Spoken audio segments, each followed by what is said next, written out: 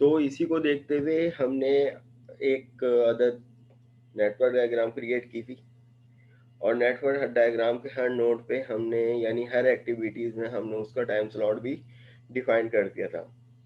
यानी अगर for example activity ए की बात करते हैं तो उसमें कोई भी टाइम स्लॉट नहीं था, ज़ीरो था। यानी ये एक्टिविटी क्या थी?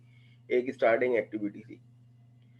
देन उसके बाद फिर बी एक्टिविटी को क्रिएट करने से पहले हम पे रिक्वायरमेंट थी कि भाई ए एक्टिविटी कंप्लीट होनी चाहिए। तो ए जहाँ पे एंड होगी वहाँ से बी जो है वो स्टार्ट होगी और बी कंप्लीट होने तक का कितना ड्यूरेशन होगा वो हम नोड में डिफाइन कर देंगे। फिर इसी तरीके से सी एक और ऐसी एक्टिविटी थी जिसका प्रेसिडेंसर क्या था? ए था। तो उसके अकॉर्डिंग हमने पूरी एक नेटवर्क डायग्राम डिजाइन की थी और हर नोड पर उसका टाइम स्लॉट, हर एक्टिविटी का इंडिविजुअल क्या टाइम स्लॉट लग रहा था ये भी हमने देखा था। बट हमारे पास कुछ ऐसी सिचुएशन आती है कि अब जब नेटवर्क डायग्राम हमने बना ली तो हमारे पास कैलकुलेट करने के लिए ये वाली दो टर्म्स आती हैं, अर्ली स्टार्ट और अर्ली फिनिश की। क्रिटिकल पाथ मेथड में जब आप नेटवर्क डायग्राम बना लेते हैं तो हर नोड पर 4 वैल्यूज कैलकुलेट हो रही होती हैं। यानी अगर देखा जाए तो टोटल तो 5 वैल्यू होती हैं हर नोड पर, बट एक वैल्यू तो सीधा सीधा यहाँ से उठ के आ जाएगी कि भाई हर एक्टिविटी की क्या टाइम स्लॉट है ओवरऑल। लेकिन मजीद जो 4 एक्टिविटीज 4 वैल्यूज हैं वो कहाँ से आती हैं? तो क्रिटिकल पाथ मेथड में हमारे पास दो प्रोसेस यूज हो रहे होते हैं, यानी दो फ्लो यूज हो रहे होते हैं। एक फॉरवर्ड पासिंग होता है और एक बैकवर्ड पासिंग होता है। फॉरवर्ड पासिंग में हम लेफ्ट टू राइट जाते हैं स्टार्ट से एंड तक, और बैकवर्ड पासिंग में एंड से स्टार्ट पे जाते हैं। तो स्टार्ट से एंड पे जाने के लिए हमारे पास नोड के ऊपर की जो दो वैल्यू होती हैं वो ये दोनों होती हैं, अर्ली स्टार्ट और अर्ली फिनिश। यानी अगर हम इस डायग्राम के अकॉर्डिंग देखें तो कुछ ऐसी ही डायग्राम हमारी उस वक्त भी बनी थी, या जो भी क्रिटिकल पाथ मेथड होगा।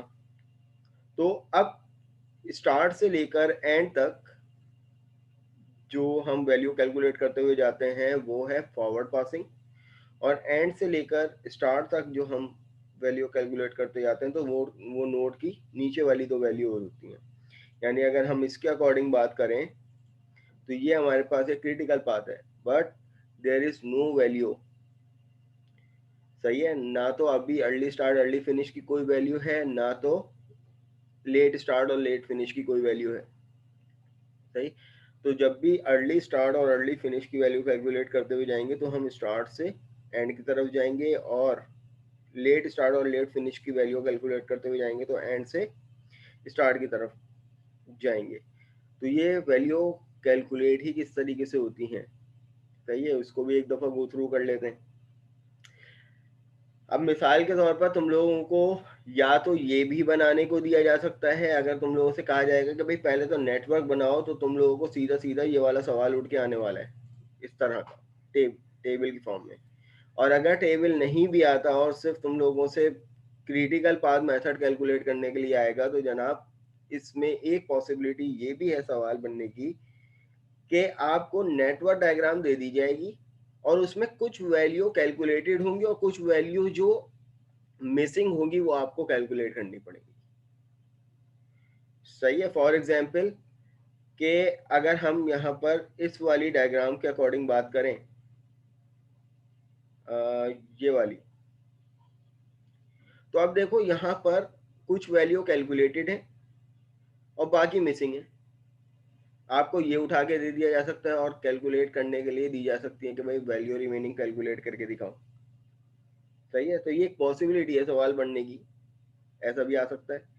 बट जो तरीकेकार अगर आपको कहा गया कि भाई इनिशियल लेवल से अगर सवाल आपको दे दिया गया तो आप क्या करोगे? ठीक है। तो यहाँ पर इन दो टर्म्स को एक दफा देख लो। Few commonly use term in the critical path method, early start और अर्ली स्टार्ट, या फिर आप कह सकते हैं अर्ली स्टार्ट टाइम। तो this is the earliest time of an activity can be start of your project. इसका मतलब ये है कि ये वैल्यू कब कैलकुलेट होगी, जब आप स्टार्टिंग पॉइंट यानी किसी भी एक्टिविटी का स्टार्टिंग पॉइंट की वैल्यू जो है वो ये होगी। सही है कि वो एक्टिविटी किस टाइम से स्टार्ट हो रही है। Let start, this is the latest time that an activity can be start on your project. If you start the activity beyond this time, it will affect your critical path. अब ये वो value होगी कि भाई जो latest यानी starting value होगी, ये भी किसी भी नोट की या एक्टिविटी की, जिसकी वजह से आपके क्रिटिकल पाथ जो है वो इफेक्ट कर सकता है इस वैल्यू से। अब वो किस तरीके से करेगा वो भी देख लेते हैं। अब ये अर्ली फिनिश की क्या वैल्यू है कि जब आपकी एक्टिविटी कंप्लीट हो जाती है। इसी तरीके से लेट फिनिश, ये भी एक्टिविटी कंप्लीट और जिसकी वजह से जो है वो आपका प्रोजेक्ट जो है वो डिले टाइम पे जाता है या जो भी है। अब क्रिटिकल पाथ मेथड सॉल्व किस तरीके से होगा, ये हमारे पास कुछ स्टेप्स हैं। The first step to collect all project activity, you can work the breakdown structure to find the task your of your project. अब अगर देखा जाए तो इसी नेटवर्क डायग्राम में हम क्या कर रहे हैं, WBS ही तो लगा रहे हैं हमने, हर एक्टिविटीज को क्या कर दिया, ब्रेकडाउन स्ट्रक्चर प्रोवाइड कर दिया। तो इस तरीके से ओवरऑल पूरे प्रोजेक्ट को हमने WBS में ब्रेक कर दिया, वर्क ब्रेकडाउन स्ट्रक्चर में तोड़ दिया। तो अब एक इसका जो है वो ब्रेक पॉइंट ये है, एक ब्रेक पॉइंट ये है, इसी तरीके से मल्टीपल ब्रेक पॉइंट ये है।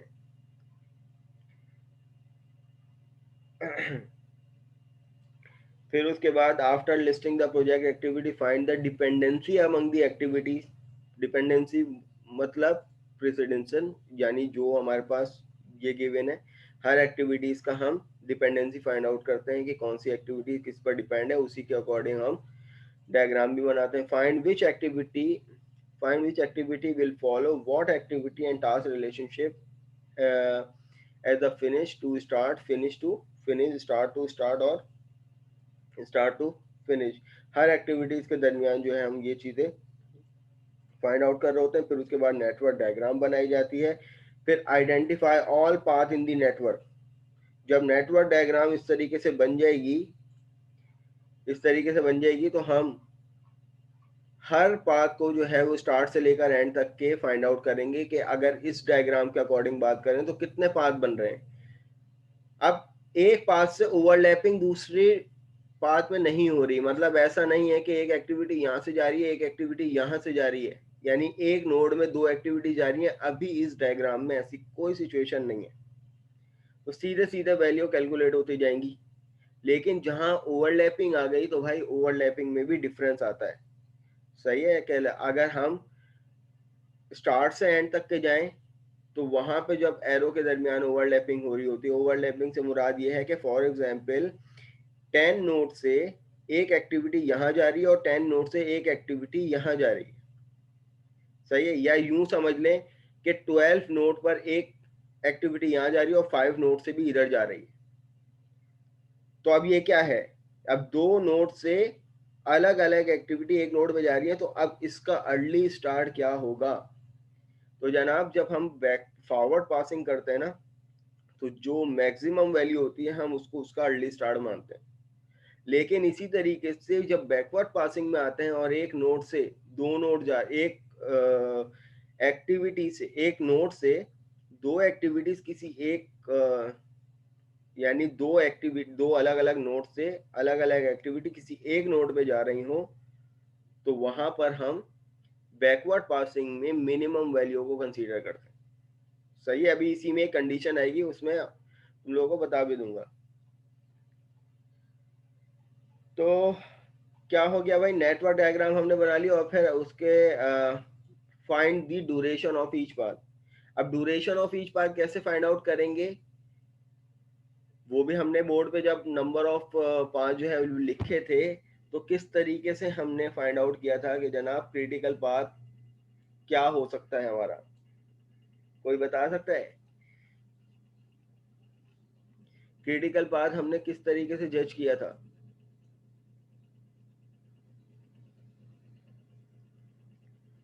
जिस पाथ में सबसे ज्यादा टाइम लग रहा हो, सही है, वो हमारे हिसाब से क्या होगा? वो क्रिटिकल पाथ होगा।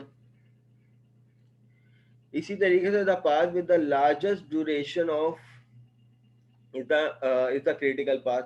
तो वो पाथ, आप सबसे पहले सारे पाथ आइडेंटिफाई कर लोगे और उसमें के बाद नेक्स्ट स्टेप क्या होगा? क्रिटिकल पाथ कैसे फाइंड आउट करोगे? जिसमें लार्जेस्ट ड्यूरेशन हो रही होगी। Use forward pass to calculate the early start and और अर्ली फिनिश। जब आप फॉरवर्ड पासिंग करेंगे तो उसमें दो वैल्यू कैलकुलेट होके आएंगी हर नोड की, कौन सी? अर्ली स्टार्ट और अर्ली फिनिश। फिर जब आप बैकवर्ड पासिंग करेंगे तो जनाब आपके पास कौन सी दो वैल्यू उठ के आएंगी? लेट स्टार्ट और late finish. Now calculate the float of all activities. फिर उसके बाद आप फ्लोट कैलकुलेट करेंगे तमाम एक्टिविटीज के दरमियान। फिर एक चीज इन्होंने कहा है कि no date on the critical path the late start will equal to the late finish and early start will equal to the late start. Also critical path activity will have no float. Float का मतलब क्या होता है? Float का मतलब ये होता है डिफरेंस का निकलना, यानी एक पाथ को अगर हम दूसरे पाथ से माइनस करेंगे तो उसके बाद जो वैल्यू बनेगी वो हमारी फ्लोटिंग की वैल्यू होगी। फ्लोटिंग का फॉर्मूला इन्होंने आगे बताया हुआ है, उसको भी देख लेते हैं। तो भाई ये कुछ स्टेप्स हैं। सबसे पहले आपको डेटा से देखकर नेटवर्क डायग्राम बनानी है। नेटवर्क डायग्राम बनाने के बाद उनकी ड्यूरेशन लिखनी है, हर नोड पर हर एक्टिविटी में कितना टाइम लग रहा है। देन उसके बाद आपने आइडेंटिफाई करना है तमाम पाथ, सही है। फिर उसके बाद सारे पाथ को आइडेंटिफाई करने के लिए उसमें से जो सबसे लार्जेस्ट पाथ होगा वो आपने क्या करना है? वो आपने उठाकर उसको क्रिटिकल पाथ कंसीडर कर लेना, सही है। तो अब यहाँ पर इसी डायग्राम के अकॉर्डिंग मुझे कोई भी बंदा बता सकता है कि यहाँ पर क्रिटिकल पाथ कौन सा नजर आ रहा है? चलो हम इस डायग्राम के अकॉर्डिंग देखते हैं। जी स्टूडेंट्स, इस डायग्राम में हमें क्रिटिकल पाथ कौन सा नजर आ रहा है? और इस डायग्राम में आप ये भी देखो कि क्या ओवरलैपिंग नजर आ रही है आप लोगों को?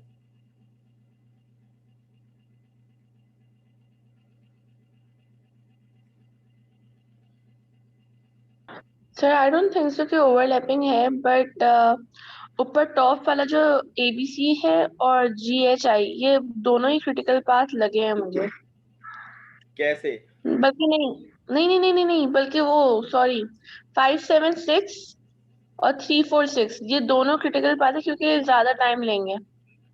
तो अगर हम देखा जाए तो भाई स्टार्ट से लेकर ए बी सी और एंड, अगर इन तीनों का टोटल टाइम को हम सम कर दें तो ये कितना बन रहा है? 10 + 12 कितने होते हैं? 22, 22 + 9 31। तो 31 ये वाला पाथ लेके जा रहा है। और अगर हम डी बी सी और एंड की बात करें तो जनाब इसका टाइम जो है वो इस वाले पाथ से कम होगा। 5 + 12 17, 17 + 9 26, ठीक है ना? तो हाँ, एबीसी वाला ही हाईएस्ट है। इसी तरीके से हम जितने भी पाथ आइडेंटिफाई कर लें तो जनाब जिसमें सबसे ज्यादा ड्यूरेशन आएगा वो हमारा क्रिटिकल पाथ होगा। बट यहाँ पर ओवरलैपिंग क्या हो रही है? ओवरलैपिंग ये हो रही है, जरा अगर नोटिस करें, ए से बी पे भी एक्टिविटी जा रही है और डी से भी बी पे एक्टिविटी जा रही है। अगर मैं यहाँ पर इसकी इस वाली वैल्यू को, अर्ली स्टार्ट की वैल्यू को कंसीडर करूंगा तो मैं कौन सी वाली वैल्यू को उठाऊंगा? क्या जो ए से वैल्यू आ रही है या डी से वैल्यू आ रही है?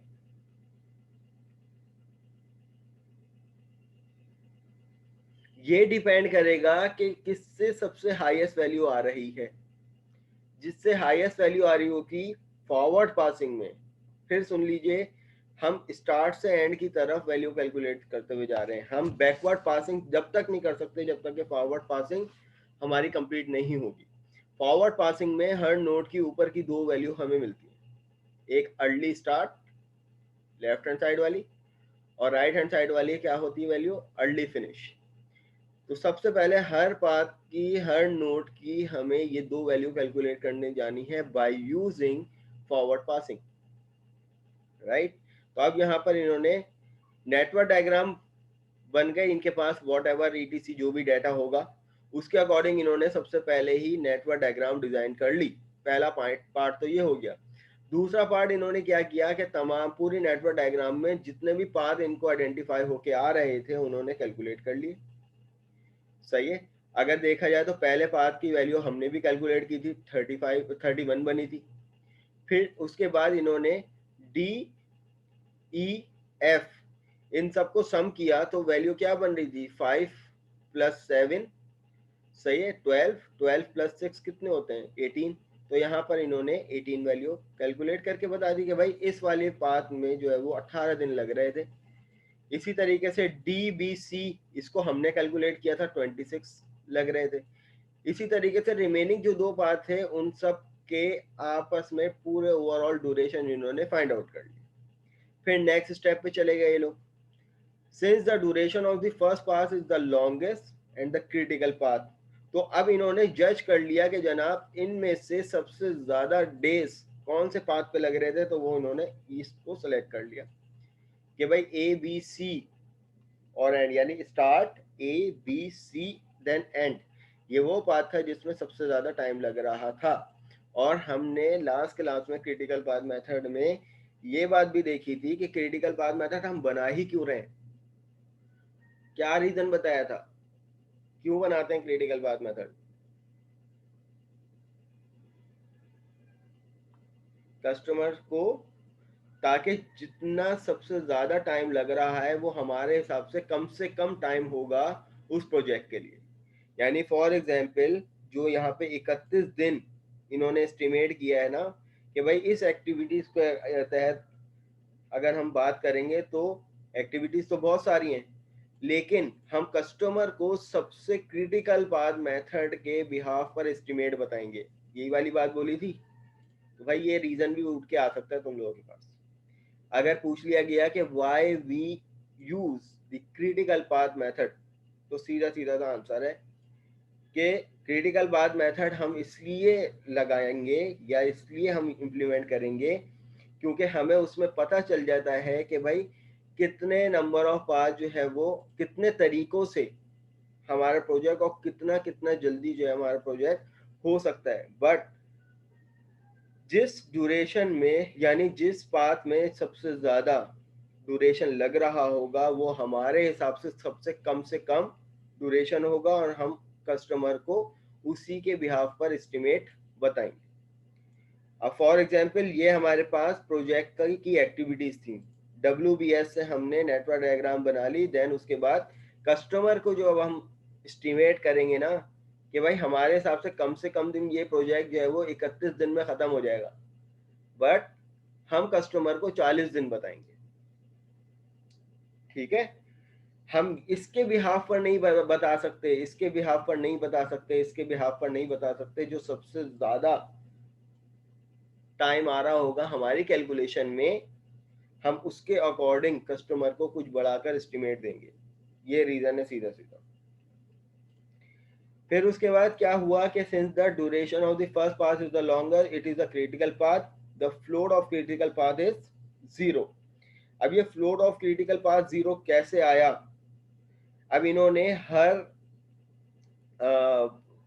पाथ का जो है वो, यानी इनमें से हर पाथ का फ्लोट कैलकुलेट किया। अगर देखा जाए तो 0 इन्होंने क्यों कहा, क्योंकि अगर देखा जाए तो ये सबसे पहली एक्टिविटी थी, ये सबसे पहली एक्टिविटी थी।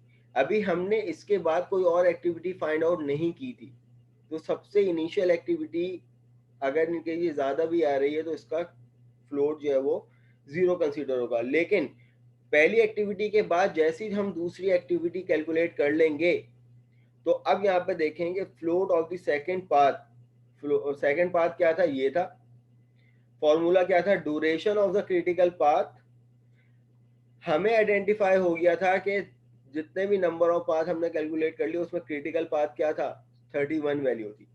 तो अब यहाँ पे फॉर्मूला इन्होंने क्या बताया हुआ है, फ्लोट निकालने का। किसी भी पाथ का फ्लोट किस तरीके से निकलता है, जो भी नंबर ऑफ डेज होते हैं ना क्रिटिकल पाथ में, जैसे कि 31 थे, 31 से माइनस करेंगे duration of the path of कि अब फॉर एग्जांपल इस पाथ का हम फ्लोट फाइंड आउट कर रहे हैं, तो फॉर्मूला क्या होगा, क्रिटिकल पाथ यानी 31 माइनस 18।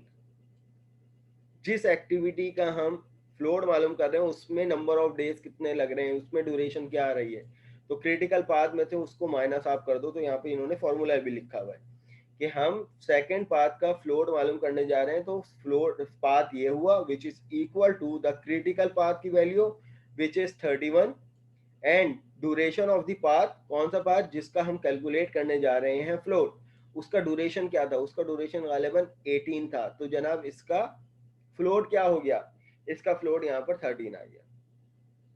तो अब से hence the float of the second path is 13 days. हमने कैलकुलेट कर लिया कि जनाब फ्लोट जो था वो क्या आ गया, 13 आ गया इसका।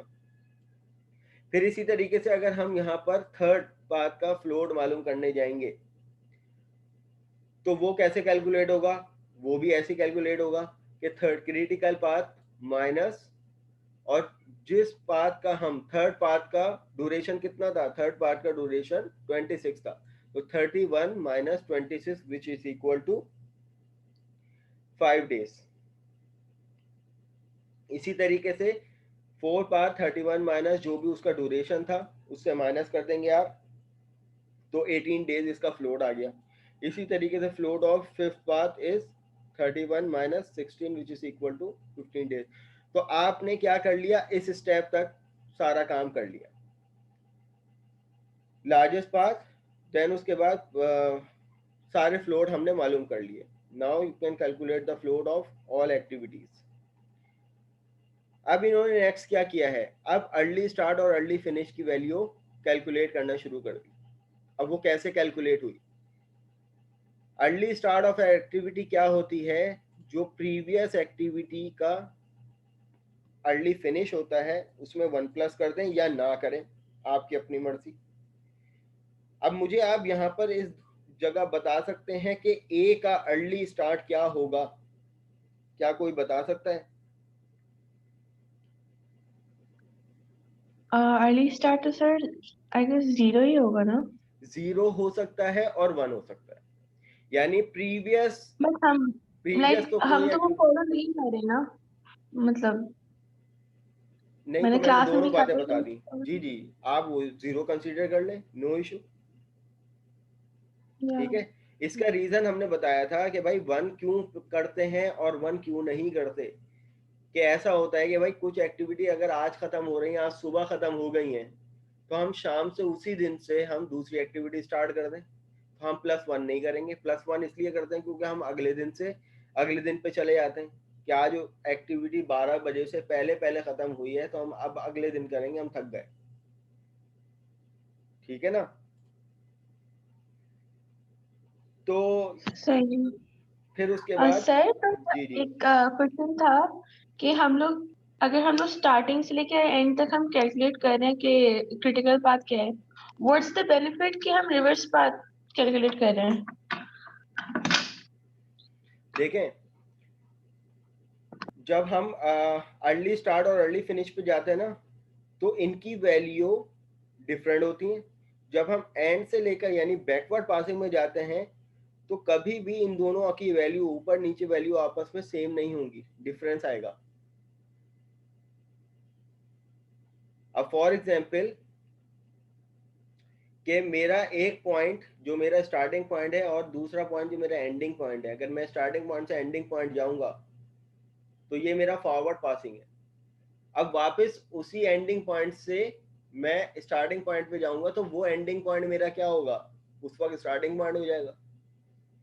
तो यकीनन दोनों के डेस्टिनेशन में कहीं ना कहीं डिफरेंस आ रहा होगा।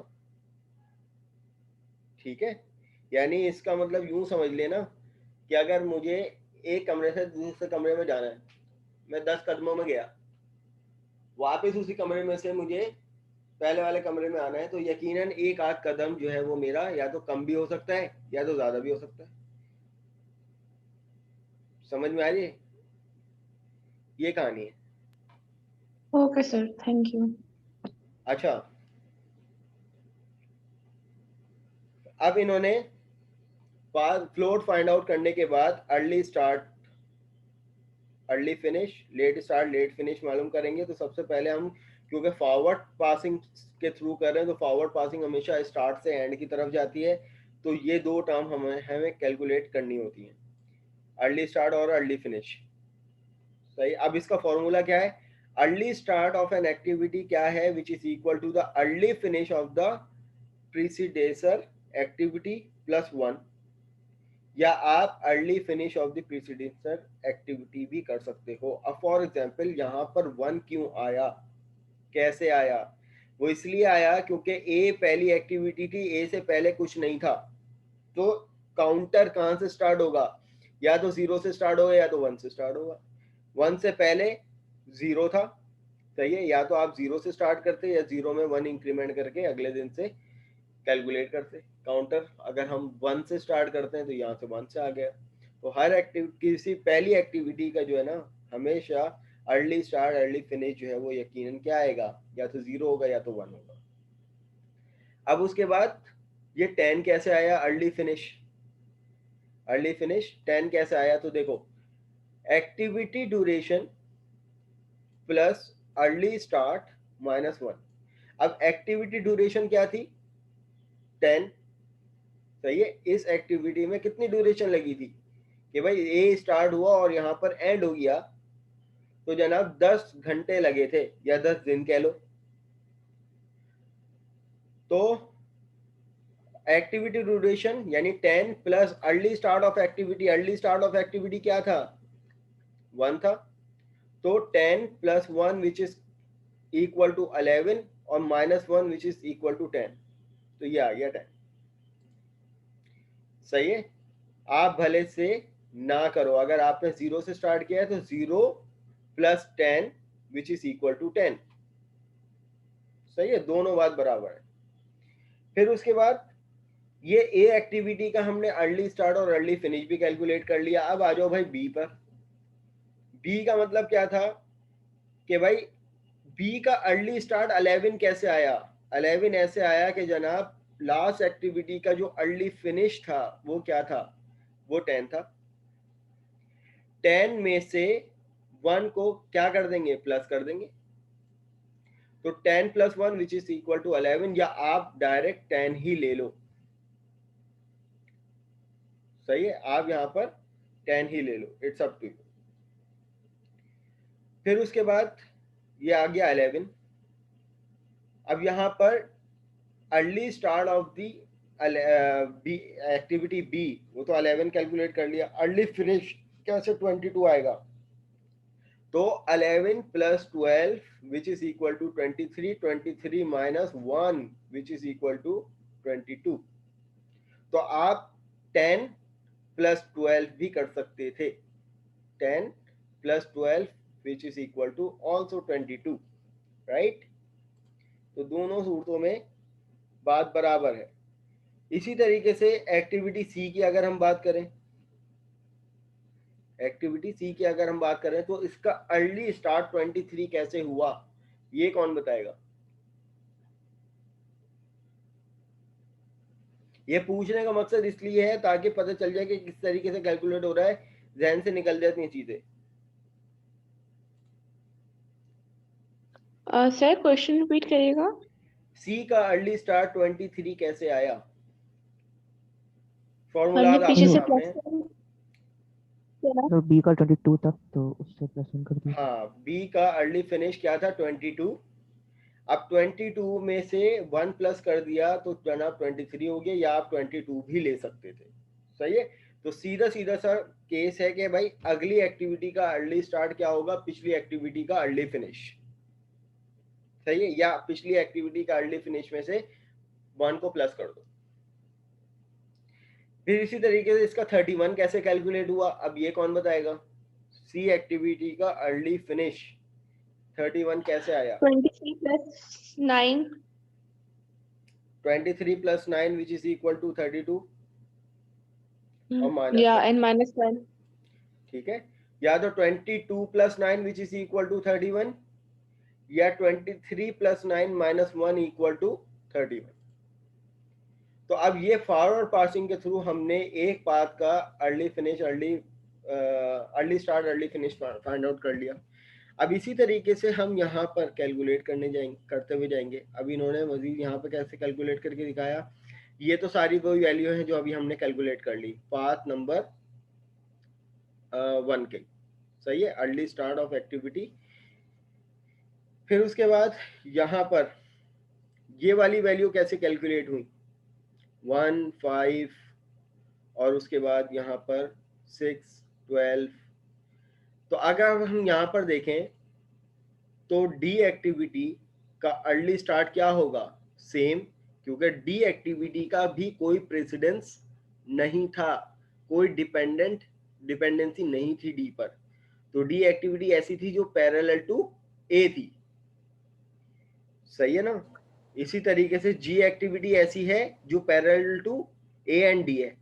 तो ए डी जी एक ऐसी एक्टिविटी है जो एक साथ भी स्टार्ट हो सकती हैं, एक साथ भी चल सकती हैं।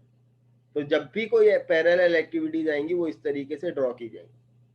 तो अब डी का अर्ली स्टार्ट क्या होगा, वही जो ए का था 1, बट इसका अर्ली फिनिश 5 कैसे हुआ, तो 1 + 5 - 1 = 5, या आप 0 + 5 = 5 भी कर सकते थे, इट्स अप टू यू। फिर आप यहाँ पर नोटिस कीजिए स्टूडेंट्स कि अब ओवरलैपिंग एक एक्टिविटी यहाँ पे जा रही थी डी से लेकर बी तक, और एक एक्टिविटी जो है वो यहाँ पर जा रही थी।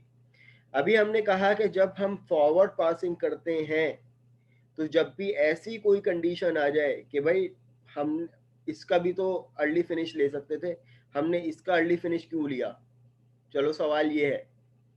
अब यहाँ पर 11 ही क्यों हुआ, यहाँ पे 5 भी तो हो सकता था, या तो 6 भी तो हो सकता था।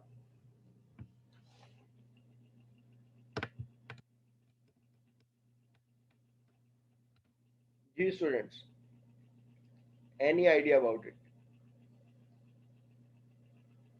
सीधी सी बात है कि भाई क्योंकि फॉरवर्ड पासिंग कर रहे हैं तो हम अर्ली फिनिश जिसका मैक्सिमम होगा हम वो उठाते हैं, सीधा सा जवाब है। फॉरवर्ड पासिंग में मैक्सिमम वैल्यू, बैकवर्ड पासिंग में मिनिमम वैल्यू। अच्छा स्टूडेंट, मैं यहाँ पर अपनी मीटिंग एंड कर रहा हूँ, लेस देन अ मिनट रह गई, आप लोग प्लीज दोबारा ज्वाइन कर लीजिए।